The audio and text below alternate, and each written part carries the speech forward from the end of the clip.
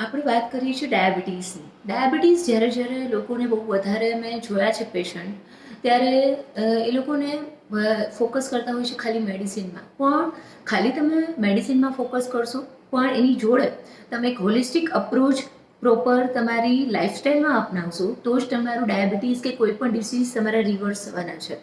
કઈ રીતે? તમારે ધ્યાન રાખવાનું છે તમારી એક મોર્નિંગ ટુ ઇવનિંગ રૂટીનમાં તમે કેટલા વાગે સૂવો છો, કેટલા વાગે જમો છો, તમારા ડાયટમાં શું છે, કેટલા અમાઉન્ટ્સમાં પ્રોટીન છે, કેટલા અમાઉન્ટ્સમાં ફાઇબર છે, કેટલા અમાઉન્ટ્સને તમારે હેલ્ધી ફેટ્સની જરૂર છે.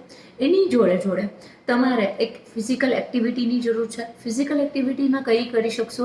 તમે કાંઈ જ નથી કરી શકતા તો તમે ખાલી બ્રિસ્ક વોક કરી શકો છો કે રનિંગ કરી શકો છો ધીમે ધીમે, કે વધારે તમે જો હેલ્ધી હો તો થોડુંક ફાસ્ટ વોકિંગ પણ કરી શકો છો.